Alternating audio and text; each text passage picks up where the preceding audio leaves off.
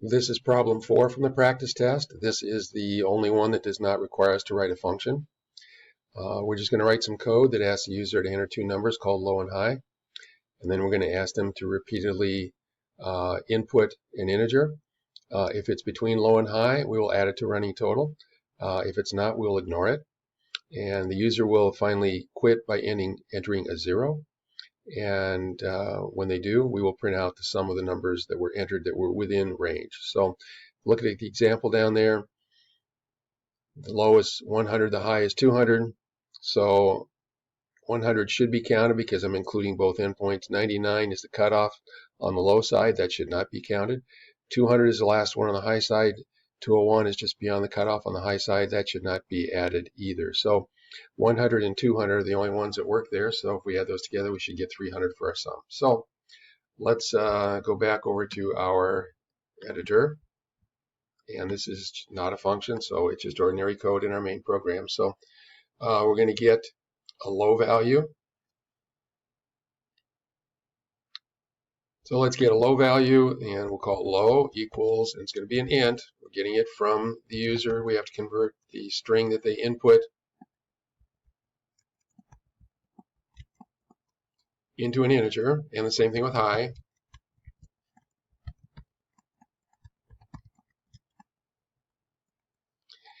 And then what I want to do is I want a loop, and we don't know how many times, so it's not a for loop. It's got to be a while loop.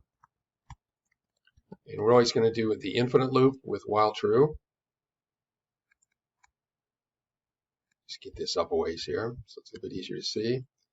And what I want to do is I want to get a number from the user. So we'll just call it n equals, we should ask them for it though. Enter a number. So n equals int input.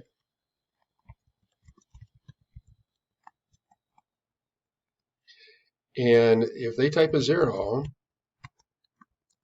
we want to break out of the loop. If they don't type a 0, we got to check to see if it's between the low number and the high number. So if n is, let's start with low n. If it's greater than or equal to low, and if n is greater than,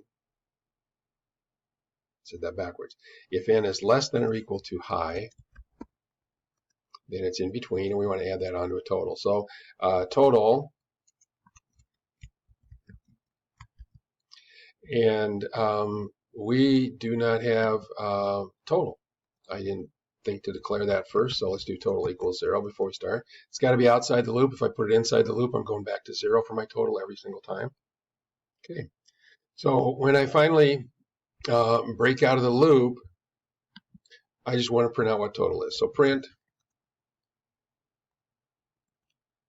let's do an F string.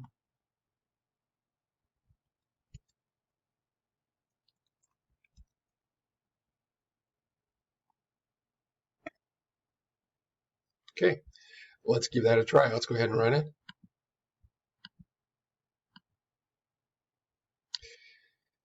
And let's take a look at our output now. So it wants to know what the low number is. I'll do the same example we did in the practice test questions.